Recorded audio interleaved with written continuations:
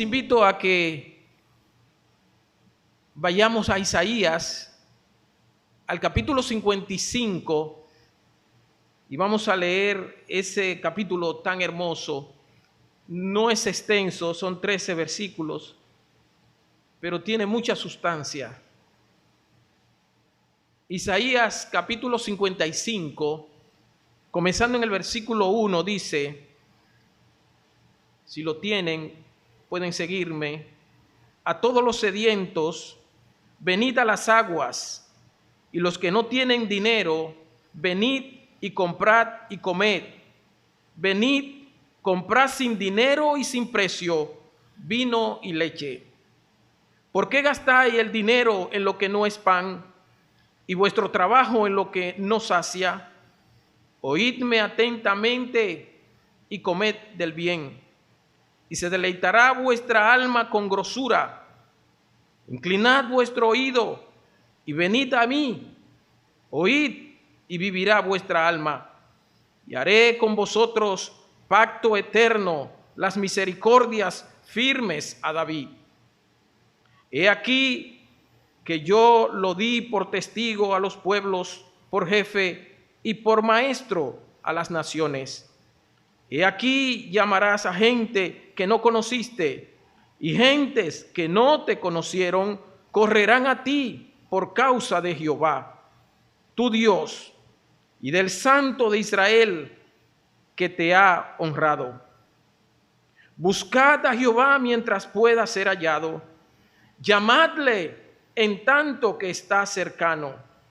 Deje el impío su camino y el hombre inicuo sus pensamientos, y vuélvase a Jehová, el cual tendrá de él misericordia, y al Dios nuestro, el cual será amplio en perdonar. Porque mis pensamientos no son vuestros pensamientos, ni vuestros caminos mis caminos, dijo Jehová. Como son más altos los cielos que la tierra, así son mis caminos más altos que vuestros caminos, y mis pensamientos más que vuestros pensamientos. Porque como desciende de los cielos la lluvia y la nieve, y no vuelve allá, sino que riega la tierra y la hace germinar y producir, y dar semilla al que siembra, y pan al que come, así será mi palabra que sale de mi boca. No volverá a mí vacía, sino que hará lo que yo quiero, y será prosperada en aquello para que la envíe. Porque con alegría saldréis, y con paz seréis vueltos. Los montes y los collados levantarán canción delante de vosotros, y todos los árboles del campo darán palmadas de aplauso. En el lugar de la zarza crecerá ciprés, y en el lugar de la ortiga crecerá arrayán. Y será Jehová por nombre, por señal eterna, que nunca será raída. Hermosa palabra, ¿verdad? Cuánta poesía, pero cuánta verdad de parte de Dios. Bien, antes de entrar a este mensaje que se titula El llamado de Dios, quiero darle el saludo de mi esposa y por supuesto también de la iglesia hermana de Luperón. Hay tantos vínculos y buenas relaciones que sería, hasta triste que yo no diga ese saludo. Recíbanlo con gozo. En el contexto de este capítulo 55 de Isaías, aparece un versículo emblemático, un capítulo emblemático que ustedes conocen. Es el capítulo 53 de Isaías. Este capítulo alude al siervo sufriente de Dios, es decir, a Jesús, el Mesías. Jesús que fue profetizado en el Antiguo Testamento y que Isaías lo profetiza enfáticamente.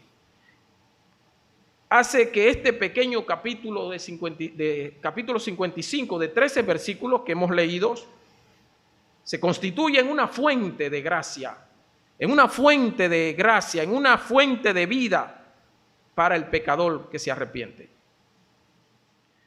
Es por eso que esta profecía mesiánica que fue levantada por Isaías, se le llama a él como profeta, el profeta evangélico, ¿verdad? Tiene ese estigma. Pero también a esta carta, o más bien a este libro, que es bastante profuso, amplio, el profeta Isaías, se le llama el quinto evangelio, en adición a los 4 evangelios que están en el Nuevo Testamento. Y es así por todo lo que él habla del Mesías, por todo lo que él dice de Jesús, al punto que muchas de las referencias que están en el Nuevo Testamento vienen de este libro de Isaías. Se cree que es el más citado en todo el Nuevo Testamento, el profeta Isaías. Dice un comentarista, y lo cito: de todos los escritores proféticos, Isaías es el más hermoso y sublime. En ninguno de los otros libros obtenemos una vista tan gloriosa del Mesías y también de su reino. Termino la cita. Así es, de mi parte, yo lo considero como el más poético, el profeta más poético, cuyo texto registra una serie de metáforas, imágenes, alegorías, entraña un alto y elevado concepto de Dios y conocimiento de Dios. Una vez me atreví a escribir lo que yo llamé las baladas del profetas, con el fin de aproximarme al cuerpo, al corpus, es decir, al texto extraordinario del libro de Isaías. Y decía que eran las baladas, o sea, los poemas del profeta, que además de profeta se convirtió en poeta, se convirtió en visionario, llegó a ser un hombre de una alta consejería para 4 reyes, porque él sirvió durante 4 reyes. O sea, su dilatado ejercicio en el ministerio le permitió tener esa posibilidad de proclamar la palabra de Dios, de ser un vocero de Dios, de que Dios lo use como su vocero durante 4 reyes en el reinado de Judá, es decir, en reinados del sur. Bien, hermanos, ahora el objetivo es ver el poderoso llamado de arrepentimiento que hace Dios desde el libro de Isaías. Ese es el objetivo ahora. Ver cómo Dios llama incesantemente a su pueblo hacia el arrepentimiento. Pero no solo a su pueblo, que había caído en una crisis terrible y en una deploración en el sentido del pecado, había caído bajo en el pecado, sino también a todo el cosmos. El mensaje de Isaías va más allá. Y el llamado de arrepentimiento que hace el Señor no solo se limita a su pueblo, al pueblo escogido de Israel, sino a todos los hombres, a toda la humanidad. Leamos Isaías 1:4. Isaías 1:4 dice, y ahí vamos a ver la contundencia de su denuncia en nombre de Dios. Solo para que veamos un ejemplo de entrada. Dice: oh gente pecadora, pueblo cargado de maldad, generación de malignos, hijos depravados. Fíjense todos estos calificativos para gente que ha caído en una decadencia espiritual, moral tan baja. Dejaron a Jehová, provocaron a ira al Santo de Israel y se volvieron atrás. Ese es el panorama del pueblo de Israel. Y es sobre ese panorama que va a profetizar el profeta Isaías.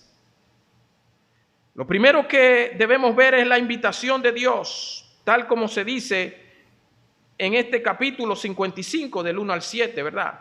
Dice, a todos los sedientos, venid a las aguas.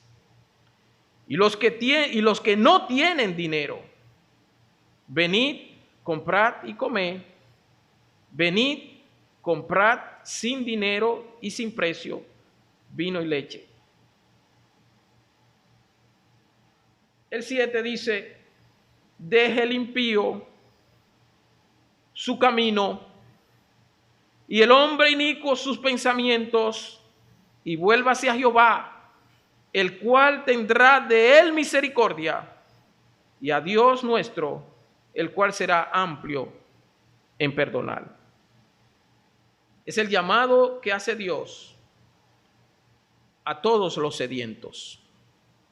Uno se pregunta, ¿cuánta sed hay de Dios en el mundo? ¿Cuánta necesidad hay de Dios en el mundo? Todo el mundo está sediento. Todo el mundo necesita ser mitigado por la sed espiritual que hay. Todo el mundo necesita el perdón de Dios y de Cristo. Todo el mundo necesita la gracia de Dios. Es como los que están cansados. Los que están cansados necesitan descanso. Quieren un espacio para descansar. Los que están abatidos quieren ser reanimados, quieren ser restaurados.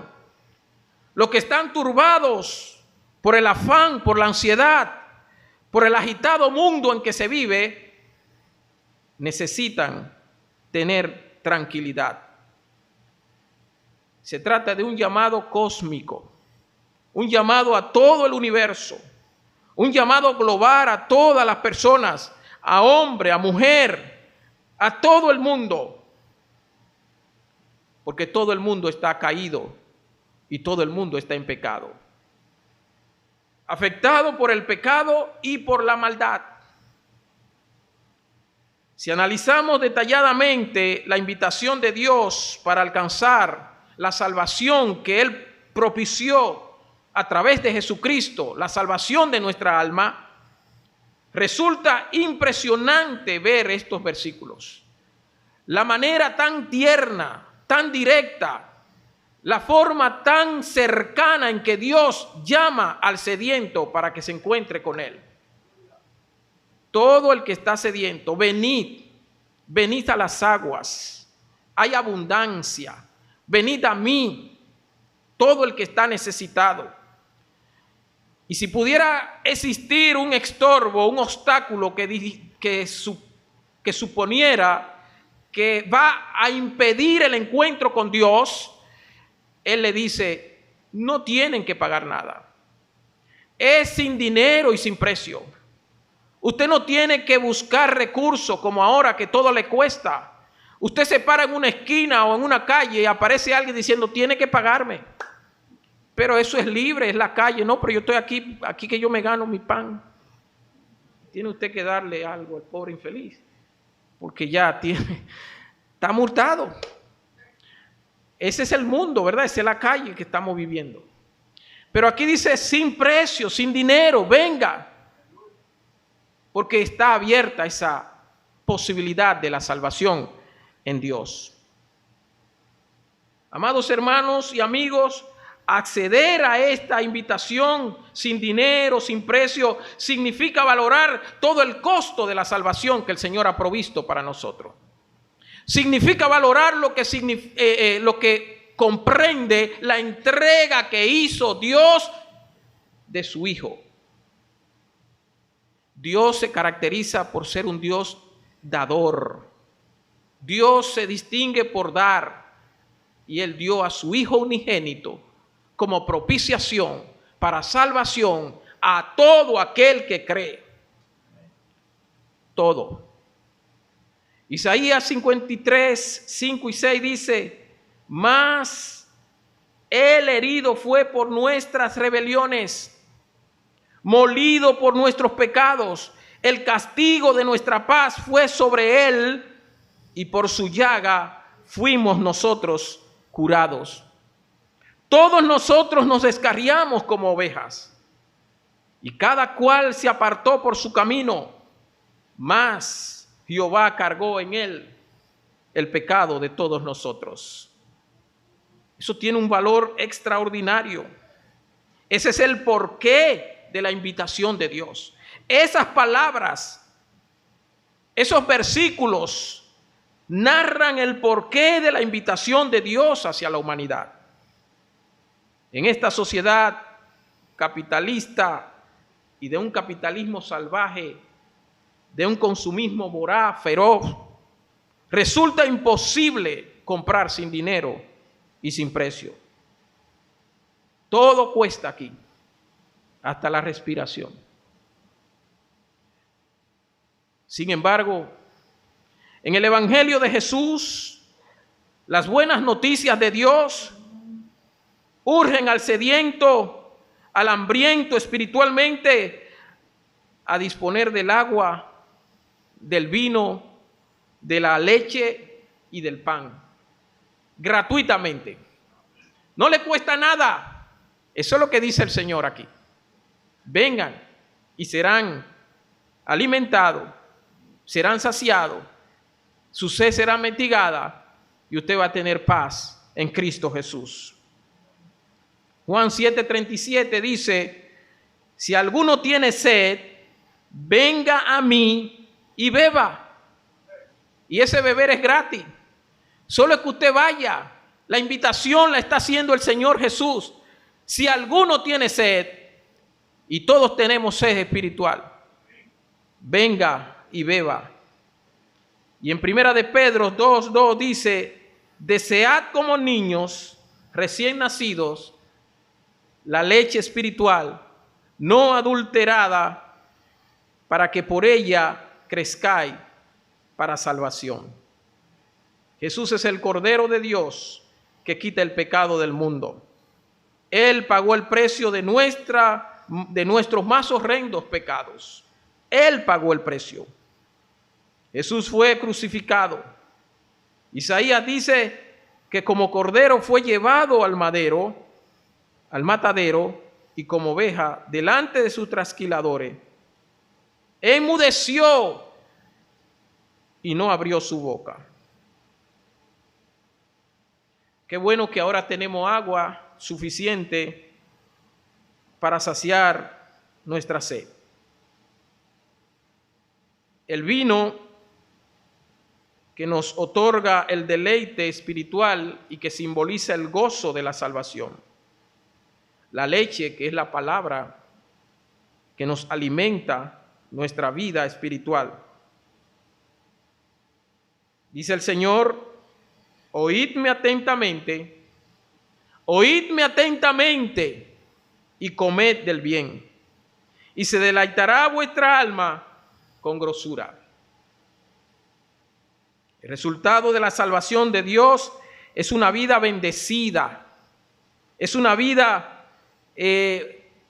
prosperada espiritualmente, es una vida que en su obediencia resulta santificada y se convierte en un olor fragante hacia Dios. En olor fragante hacia Dios. Eso es lo que pasa con nuestra vida. Por eso se habla de grosura sobre aquellos sacrificios de los animales que luego de tomar la sangre, toda esa grasa, toda esa parte de la víctima era quemada como parte del holocausto y entonces ese olor subía hacia Dios y se constituía en olor fragante, en un sacrificio de paz, en una ofrenda de paz hacia Dios. Y eso agradaba a Dios. Eso permitía que Dios entonces aplacara su ira y perdonara los pecados del pueblo de Israel. Ahora resulta directo. Somos nosotros los que recibimos la salvación, el perdón de nuestros pecados, y nuestra vida se constituye en olor fragante hacia Dios. Con nuestra obediencia, con nuestra dedicación, con la forma en que le agradamos a Él, que le servimos a Él de todo corazón, de la manera en que nos responsabilizamos cada día, engrandecer su reino como parte de su obra. Y se constituye entonces en olor fragante hacia Dios.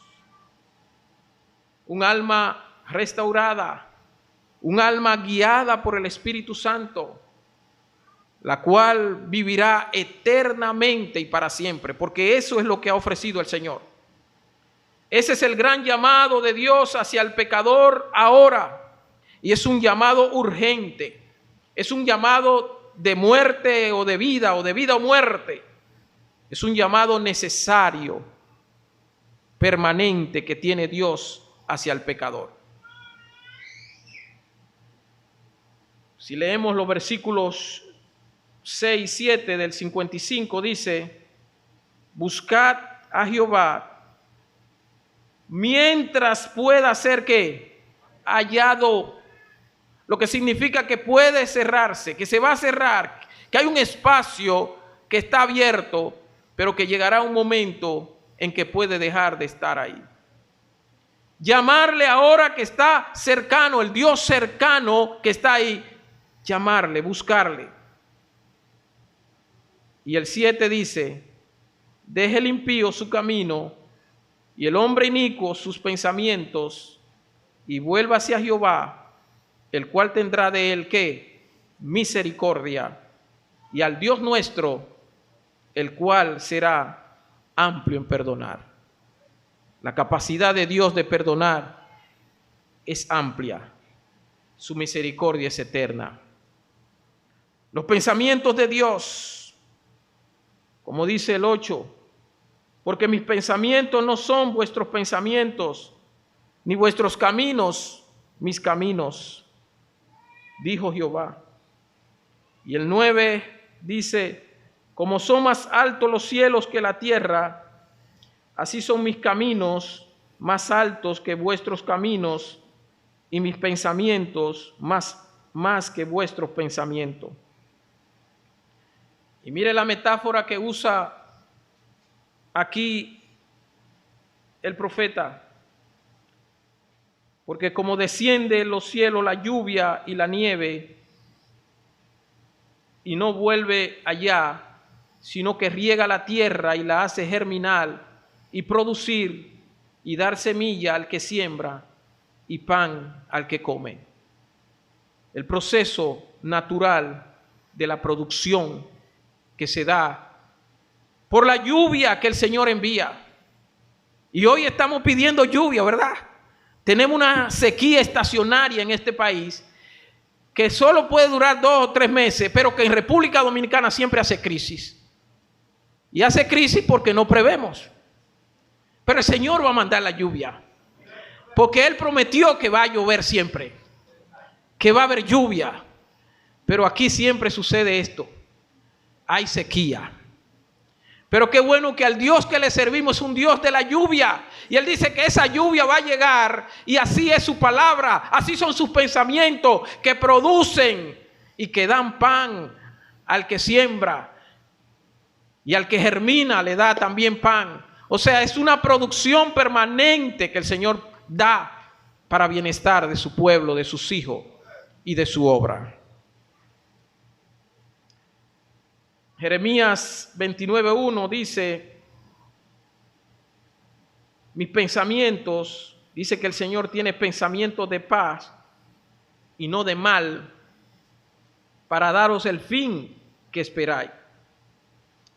Hermanos, todos los pensamientos de Dios son de bien, son pensamientos bondadosos, pensamientos de amor, pensamientos de misericordia, de protección, de cuidado hacia sus hijos, a su pueblo. En fin, son pensamientos, los pensamientos de Dios que nos sostienen y que nos guían en este mundo plagado de injusticia, de maldad, cuyos pensamientos propugnan por el mal. Y cuando uno habla de la corriente de pensamiento de este mundo, indefectiblemente tiene que pensar en lo que Pablo le dijo a Timoteo cuando le hablaba de los últimos días, de los últimos tiempos peligrosos. Dice que habrá hombres amadores de sí mismos, avaros, vanagloriosos, sin afecto natural. Ese es el pensamiento del mundo. Así anda el mundo. Esa es la corriente de pensamiento que gobierna la humanidad. Ahora, el pensamiento de Dios es siempre bueno. Un pensamiento generoso, un pensamiento de paz, de gozo, de liberación hacia nosotros. Y de liberación hacia el pecador, al hombre que está perdido, a la mujer, a la humanidad que está perdida. El pensamiento de Dios es un pensamiento de paz, dice la palabra. Por eso Él dice, mis pensamientos no son como los pensamientos de ustedes. Y pone la diferencia tan abismal como el cielo hacia la tierra. ¿Quién lo puede medir? Hay una versión que dice, más allá del cielo es el pensamiento de Dios. De manera que no se puede ni conocer, pero es un pensamiento de bien ante un pensamiento de mal como el que tienen los hombres. En el Salmo 94, versículo 11 dice, Jehová conoce los pensamientos de los hombres que son vanidad. Mientras que en Corintios, capítulo 3, versículo 20, dice Pablo, y otra vez, el Señor conoce los pensamientos de los sabios que son vanos. En buena medida ese es así. La corriente que hay de pensamiento en la sociedad posmoderna responde a la banalidad, tal como dice el predicador, vanidad de vanidad, todo es vanidad. Vanidad y aflicción de espíritu. Ese es el pensamiento que domina a la humanidad. Más allá del gran invento de la Internet, que ha revolucionado todo el mundo, más allá de esto, más allá de la superconectividad que tenemos, ¿verdad, Noemí? Más allá de esa conectividad que me tienen. Todo eso que ha revolucionado el pensamiento y la humanidad hoy, todo eso va al mal. Fijarnos el pensamiento de Dios, mirar el pensamiento de Dios, buscar el pensamiento de Dios, que esas cosas sean permeadas por el pensamiento de Dios. Que esos inventos sean permeados, guiados por el pensamiento de Dios. Que la internet sea guiada por el pensamiento de Dios. Que el pueblo de Dios pueda usar toda esa tecnología para crecer en la fe, para afianzarse en la fe, para seguir hacia adelante, para que la iglesia de Cristo siga hacia adelante. No sé a quién se le pudiera ocurrir pensar que la iglesia del Señor va a vivir todo el tiempo en una comodidad y en un confort. La iglesia de Dios está en guerra, está en batalla. La iglesia de Dios sigue siendo atacada cada día, cada momento, como se enseñaba esta mañana. Pero la iglesia de Cristo va a seguir hacia adelante. En la lucha, en las pruebas, la iglesia de Cristo va a seguir hacia adelante. Y eso es lo que tenemos que proclamar. Decirle a los de afuera, decir al que no cree, al inconverso, que en medio de todo esto hay un Cristo victorioso, un Cristo que murió pero que resucitó y que está a la diestra del Padre intercediendo por su iglesia. Decirle a ellos que a pesar de todas esas cosas, nosotros somos más que vencedores en Cristo Jesús. El salmista dice en el Salmo 139, versículo 23, examíname, oh Dios, y conoce mi corazón, pruébame y conoce mis pensamientos. En tanto que Isaías 26:3 dice, tú guardarás en completa paz aquel cuyo pensamiento en ti persevera. ¿Por qué? Porque en ti ha confiado. Ha confiado en el Dios Todopoderoso. Ha puesto toda su esperanza en Dios y por eso tiene un pensamiento firme. Eso debe significar este llamado de Dios a una entrega solemne y a una búsqueda sincera y honesta del arrepentimiento verdadero. ¿En qué o en quién debemos pensar entonces? ¿Cómo decirle a la gente en quién pensar? ¿Cómo decirle al que no cree que debe creer porque debe pensar diferente? Pensar en Dios, pensar en las buenas obras, pensar en las cosas buenas, como dice Filipenses 4:8. Por lo demás, hermanos, todo lo que es verdadero, todo lo honesto, todo lo puro, todo lo justo, todo lo puro, todo lo amable, todo lo que es de buen nombre, si hay virtud alguna, si algo digno de alabanza, en esto pensar. Ese es el pensamiento, y no un pensamiento positivista como piensan algunos. Es el pensamiento real que Dios quiere darle a cada uno de nosotros y nos ha dado. Pensar en Dios, pensar en Jesús, pensar en su palabra. El camino a Dios, tal como leímos, es el otro elemento que Dios destaca en este llamado. Él dice, sus caminos, mis caminos no son igual que vuestros caminos. Los caminos de Dios son excelsos, incomparables. En el Salmo 103, versículo 7, dice, sus caminos notificó a Moisés y a los hijos de Israel sus obras. Eso lo hizo Dios.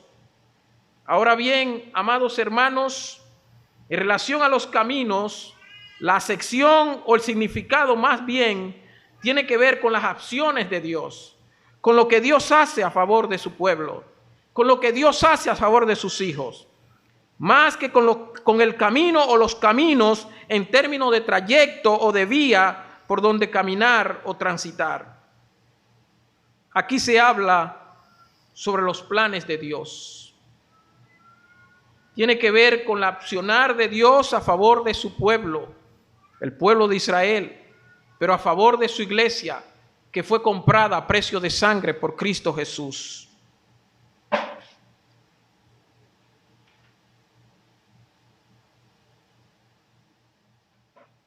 Perdón. Aleluya. Dice, hay un ejemplo que quiero mostrarle. En la Biblia, en traducción del lenguaje actual, con relación a estos dos versículos, el 8 y el 9. En esa versión dice así, se lo leo. Dios dijo, yo no pienso como ustedes, ni actúo como ustedes actúan. Mis pensamientos y mis acciones están muy por encima de lo que ustedes piensan y hacen. Están más altos que los cielos.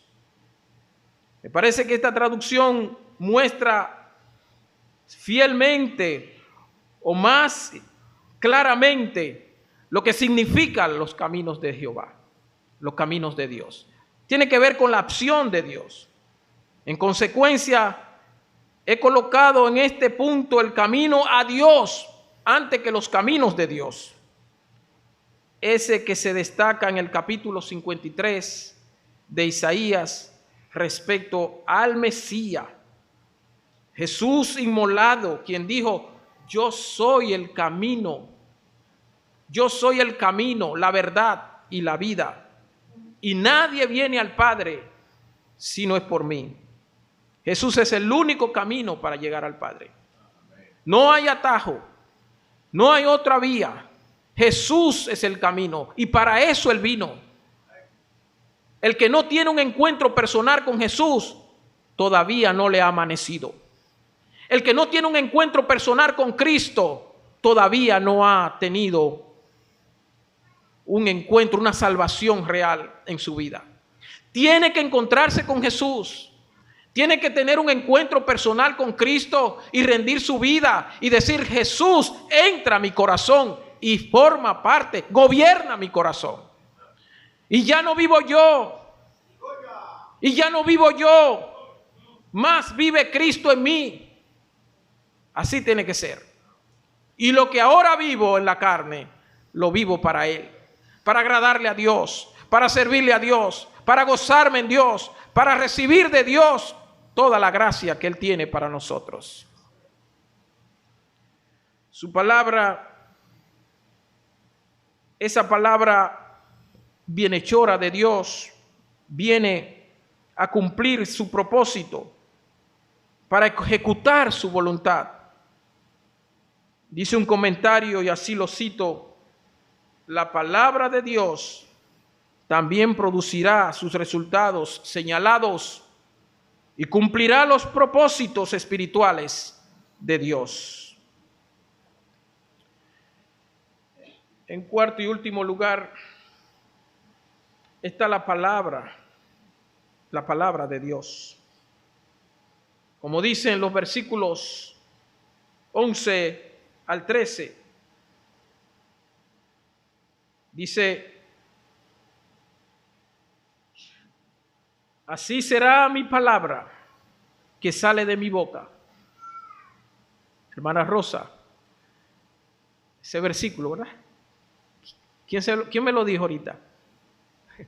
Ella me dio ese versículo ahorita, en un diálogo breve, muy breve, dándome un testimonio. Me decía: así será mi palabra que sale de mi boca. No volverá a mí vacía, sino que hará lo que yo quiero y será prosperada en aquellos para el que la envié. Qué poderosa palabra de Dios. Aleluya. Qué poderosa palabra de Dios. Y esa es la palabra que restaura. Y esa es la palabra que sana. Y esa es la palabra que levanta, que da vida y vida en abundancia. Esa es la palabra de Dios.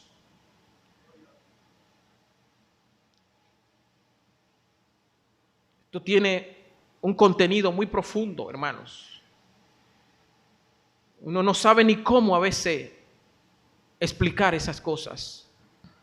Pero esa es la palabra que podemos testificar luego y decir: le di el mensaje, pasó el tiempo, pero volvió con Cristo en su corazón.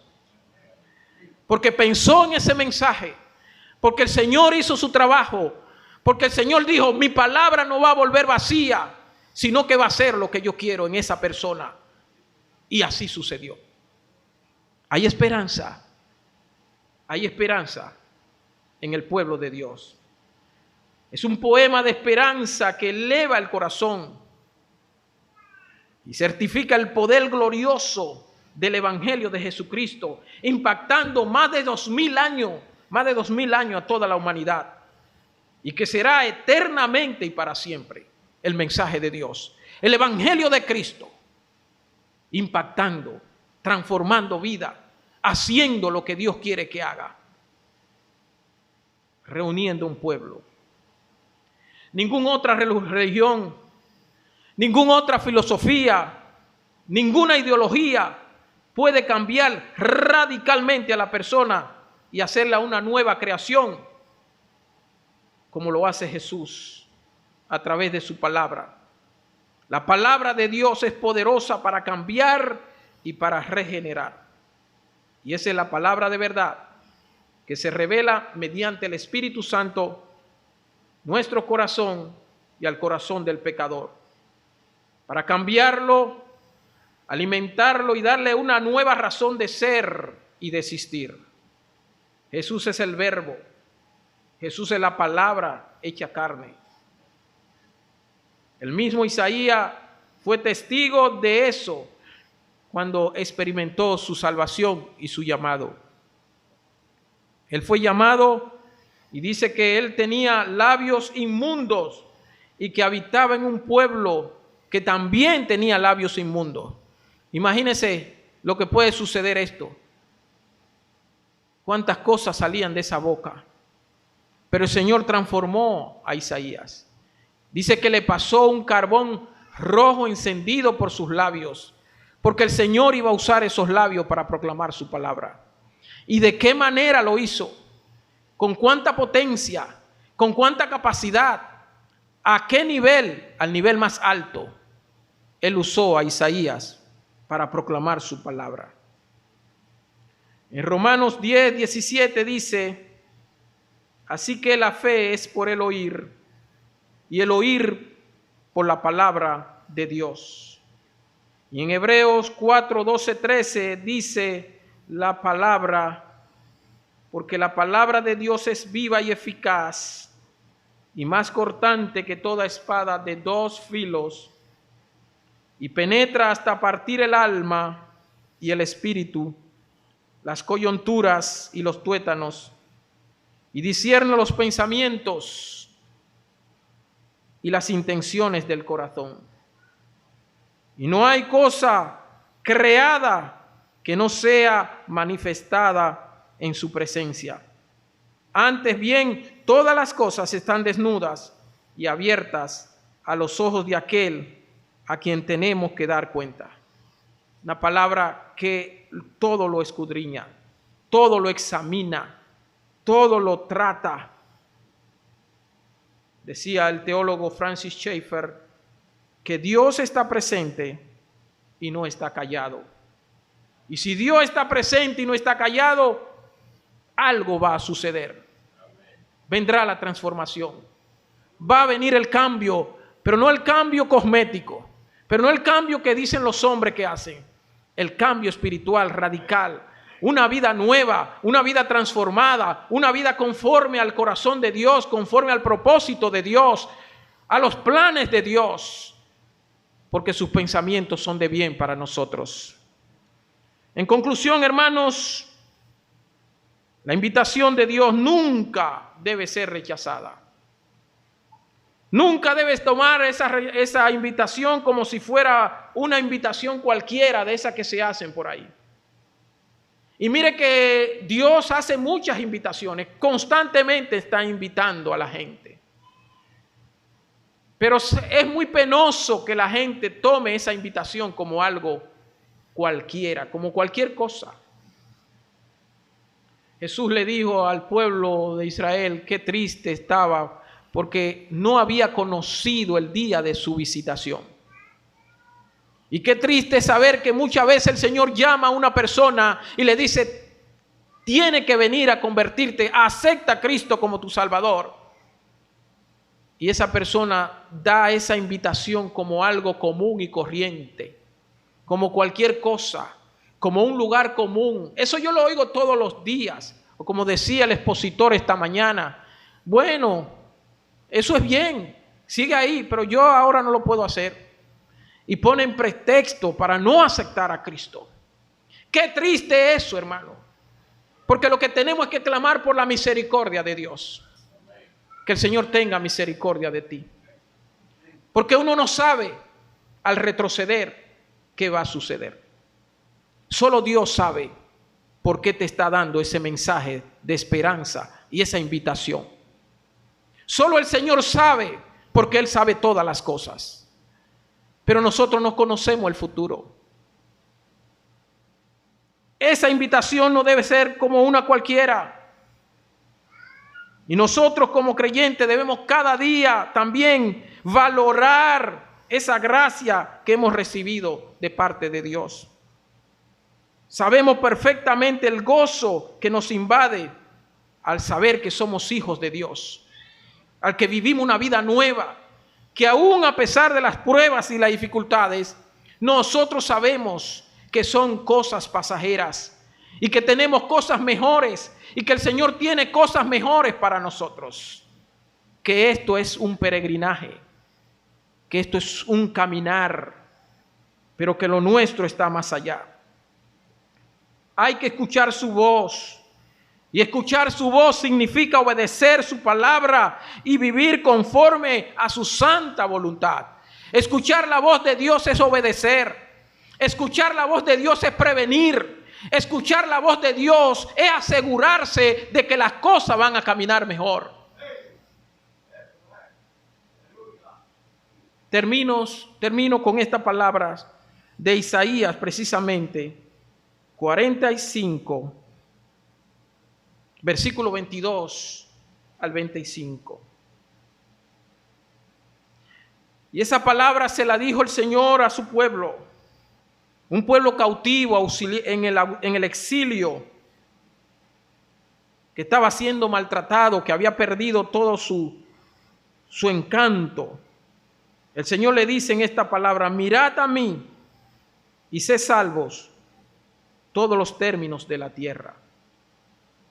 Porque yo soy Dios y no hay más. Por mí mismo hice juramento, de mi boca salió palabra de justicia y no será revocada. Que a mí se doblará toda rodilla y jurará toda lengua y se dirá de mí: ciertamente en Jehová está la justicia y la fuerza, y de él vendrán, y todos los que contra él se enardecen serán avergonzados. En Jehová será justificada y se gloriará toda la descendencia de Israel. Que el Señor nos bendiga, hermanos. Nos ayude a atender el llamado de Dios en todo momento.